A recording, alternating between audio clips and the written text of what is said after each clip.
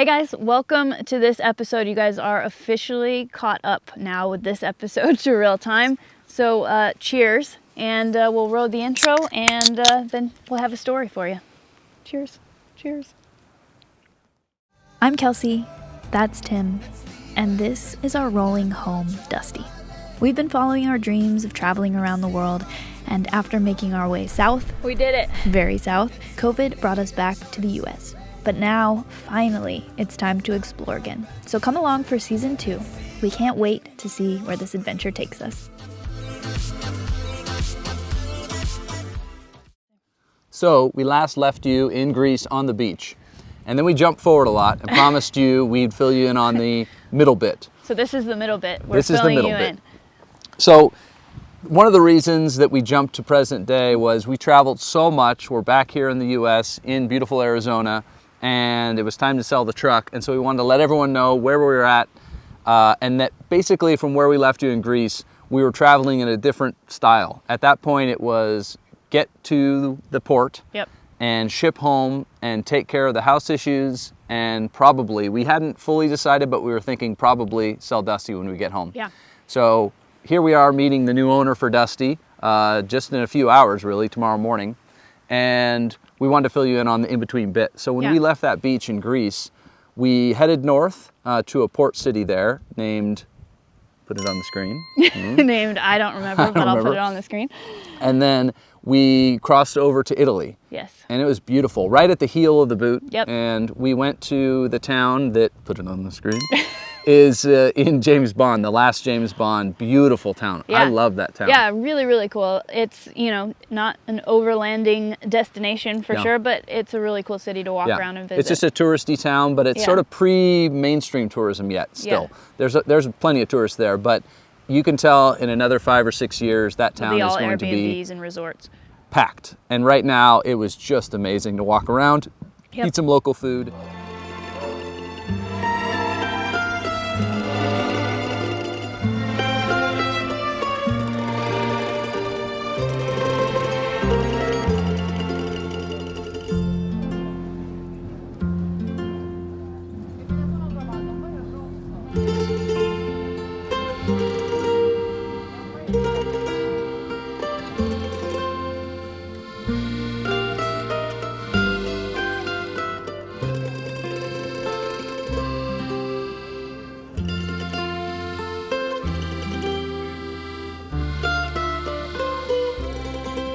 And then we hit the road again and headed, let's see, over to the West Coast, yeah? Yeah, I think we were still trying to figure out the shipping, getting quotes and talking to people constantly. Yeah. And then at a certain point, we picked what shipping company we were going to go with because Yeah. that was the best quote. And then they let us know that if we don't make it to this ship on this certain date that was coming up very quickly, that we probably wouldn't be able to get him onto a ship Yeah. in that year. So we would. Yeah, so they really said to us, we think we can get you on this earlier date. Could you make it? I said, I can do whatever. We can drive all day and all night. But that close one was only a week away, something like that, maybe a week and a half. Yeah. And we were very far still in Italy at this point. And so we were waiting to hear back. So in the meantime, we started heading north along the coast. We camped. Who knew there were spots on a shelf road right above the Amalfi Amazing. Coast, looking out at super yachts.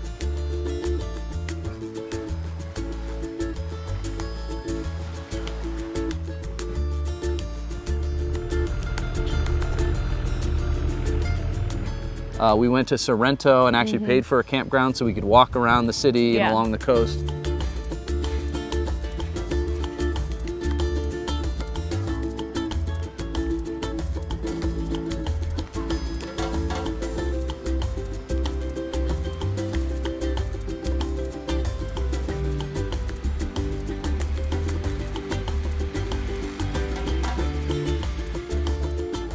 So this morning we are in Sorrento, but it's pretty cool. We have a view of the water and the boats, and we're just walking around, wandering, and probably doing a lot of eating today, I think. But yeah, it's really pretty here, and there's a lot of tourists, but for good reason.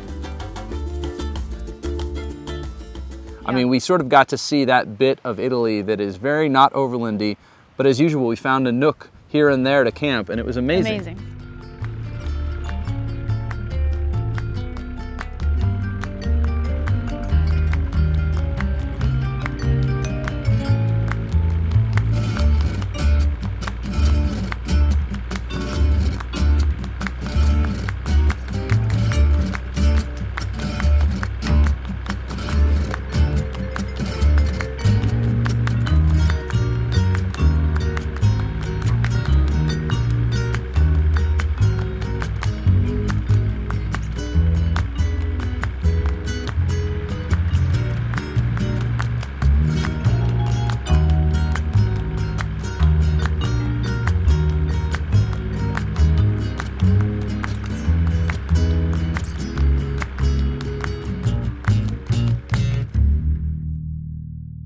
this, what do you think of it? A little castle sort of lookout. Yeah.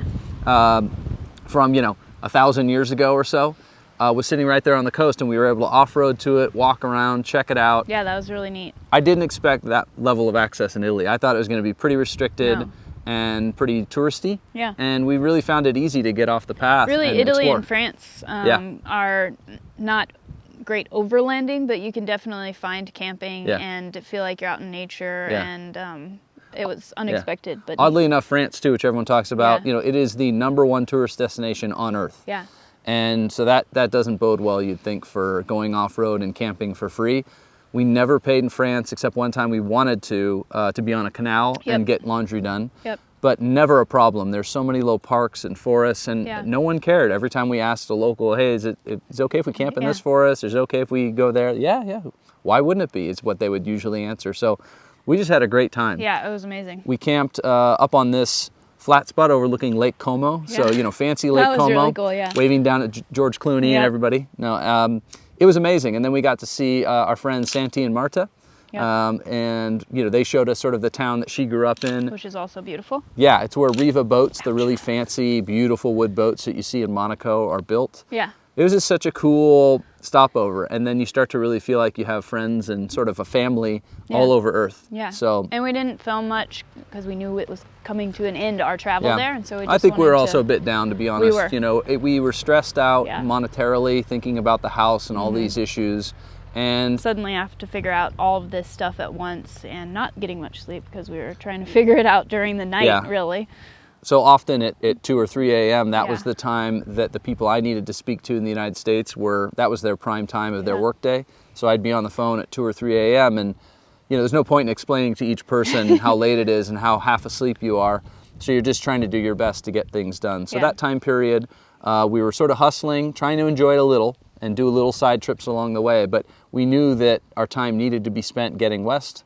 And, we did even get to go through Monaco, which was kind of cool. Yeah. And then pretty soon we got the call from the shipping company that was basically what Kelsey was saying earlier, which was, we need you there in 2.5 days to drop your car. And if you don't make this boat, there's no guarantees we can get you on a boat in 2022. Yeah. It's, I guess, apparently, although things have sort of sorted out a little bit shipping-wise compared to COVID times, it is kind of another pinch point. I guess there's a lot of new cars going to the U.S. right now, trying to clear up the backlog of not having enough cars. And they said if you don't go, you might be able to get a spot, but we can't guarantee it. And that meant drop the hammer and haul towards Belgium. There are also no containers, really. And if you do find one, they're very, very expensive. So putting Dusty in a container like we usually like to do when we're shipping, because it's much safer, was not an option. So we were kind of forced into doing the roll-on, roll-off, which is a bit scary, and we were pretty nervous about that. Yep. So not only did we have to get to the port, we needed to prep, what valuables were in the truck that we needed to take with us or leave there, and if they were there, where do we put them? Where do we hide them? Trying to sort all that out and get it ready for shipping. And then once we left him at the port, you're just hoping that he's sitting there unlocked with the keys in him. And remember our last experience with shipping, when we when we left the truck at the port, it was 3 months, almost to the day, until we saw him again. Yep. And that's our home. And if we're not in our home, we're paying for a place. So it gets, for us, incredibly expensive. Yes. Exponentially more than we spend when we're in the truck. So when we dropped him at the port, we were just filled with nervousness. We need to get home to deal with the house. We have an expensive truck that's doing roll-on, roll-off, which is a bad reputation usually for things happening to your truck. Yep. And we don't know how long we're going to have to pay for hotels and Airbnbs. Hey guys, this is the final drive in Dusty for a little while. Which may be a surprise to you guys, but we'll tell you more about all of what's going on right now and after this, because I think it's really loud, it's pouring rain, and we're just about to get off, so we'll talk to you later. When we have a quiet place that's not raining on us, we will talk to you soon.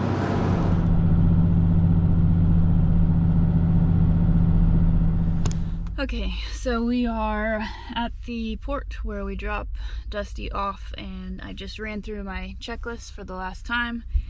Everything is done. Tim's inside doing some paperwork. We had to take pictures, make sure we document how we left the truck. So I'm sitting here with all of our bags now because it's dumping rain. So Luckily, we packed rain jackets and even a little umbrella if we need it. But I feel sick to my stomach right now. It's so just stressful leaving your truck with all your stuff in it, especially when it's not going into a container. But even you saw when we left Dusty in Houston to ship over here, he wasn't in a container then. How'd it go? Good. What do we do? Hop on in. Where did they make those? There we go. Oh, I see a 73 Series Land Cruiser. Some giant RVs. Yeah, it is. Thankfully, we spent a few days enjoying Belgium. We even went up to the Netherlands and Amsterdam. And let me say that a travel agent is never a job I ever want to do, because when you don't have the truck, you have to plan where you're going to be for how many nights, then where you're going, and in between all those, how you're getting there. Yeah. And then you have to drag all your stuff with you. Totally, and in all these different languages too. So you're trying to buy tickets for trains, buses, Ubers, taxis, ferries, flights, it's etc. so much to coordinate. It's overwhelming. It is. So I will never be a travel agent. no, me either. But we got through it, and we had fun. It was great, yeah. And really, we were so exhausted, I felt like we still hadn't caught up on sleep. And next thing I knew, we're in Chicago, which was the cheapest flight to the U.S. I used to work for a company that was based there, so I would spend months at a time in Chicago. And for a big city, it might be my favorite. I don't know. I liked favorite Chicago U.S. big city might be Chicago. It was so super we fun to walk walked around. and walked miles and miles, and ate lots of good food. Yeah, just sightseeing. Yeah. Went sightsawing. We sightsawed. Sightsawed. It's a thing. Yeah. And then when the truck was arriving, we headed down to Houston, got a cheap hotel there on points, and thankfully we were able to do the one in Chicago on points too. Buying all that expensive fuel all over Europe on a Marriott credit card gives you some good points. And so we got to spend free nights for 5 nights in Chicago, and then we waited 5 more in Houston. But really it was like a week and a half of total ship time. Because once we dropped the truck, of course, it was 2 or 3 days until it was loaded. And then it was just about a week and a half. Trying not to worry too much. Think about what could possibly happen to the truck while it's getting shipped across, and wondering what it was going to look like when we got it back. Yeah. And then, out of nowhere, I get an email on the website from a guy named Charles. And he says, hey, I work at the port of Galveston, and I just saw Dusty on the ship that we're unloading, and I just drove him off. And he sent me photos of him driving Dusty off the ship. He's a fan, he watches the channel, he's a Land Cruiser guy and a Toyota guy. And I don't think he has any idea how awesome that was to see that our truck was there and it looked okay, at least on the outside, and that someone that could take care of it, knew what it was and knew how special he was to us, was there taking care of him. So that was just a huge relief. Yeah. A little update here from the hotel room. We just heard that our truck has been released. So we were waiting on the shipping company. Really, they're more of a brokerage that then pays an intermediary that then pays Klein or the Port of Galveston. So all that sort of bureaucracy is done, and we can go pick it up.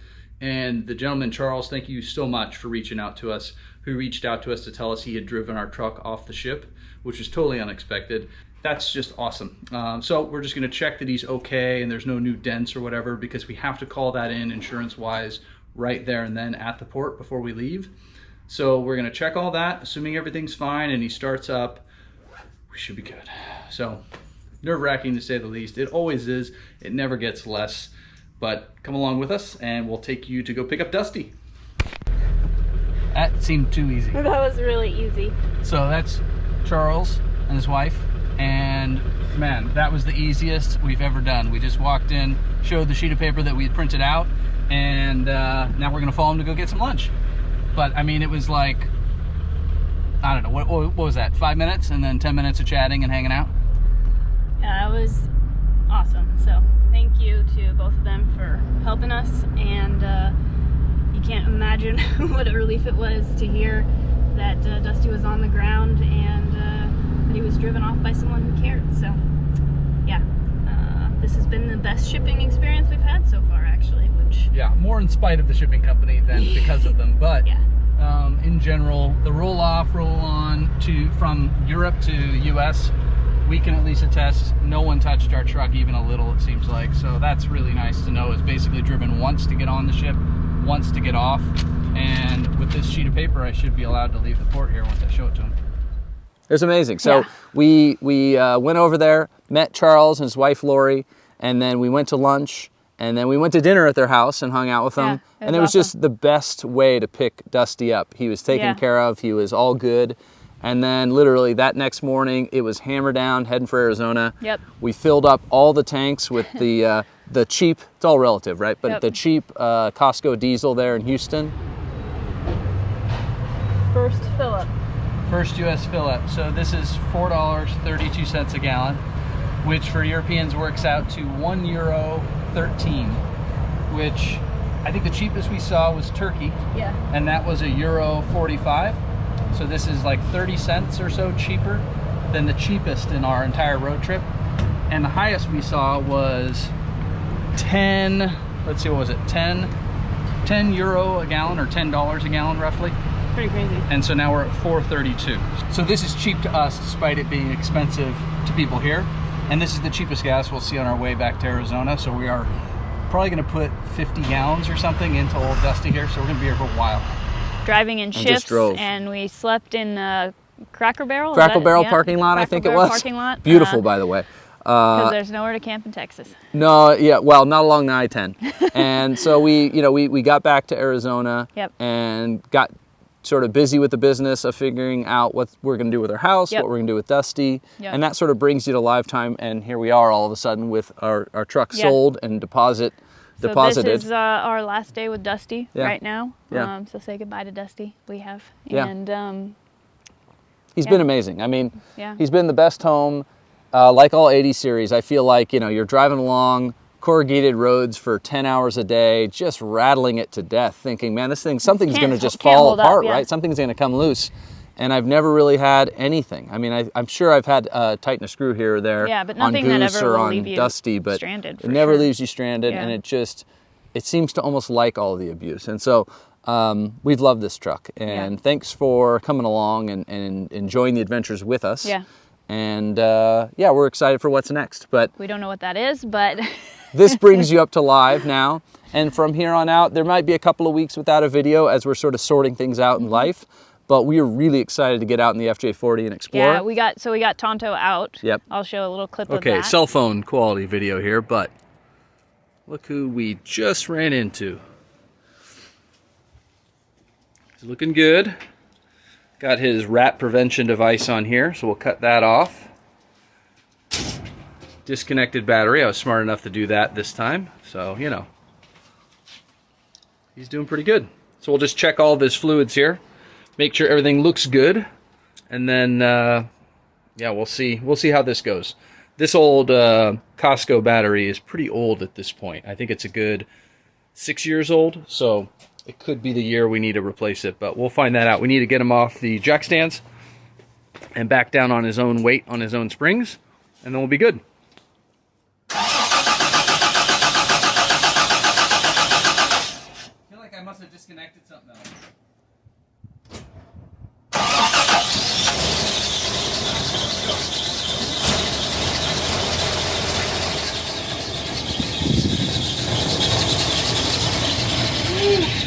Didn't want choke. After all that time sitting, I closed the choke off, no throttle, and it started up. And now just the tiniest bit of throttle to keep it going. So I'll do, on this truck we have a hand throttle. So I'm going to crank it out until we just hear a pickup in RPMs. There we go. Should I turn off or disconnect it? Yeah, go ahead.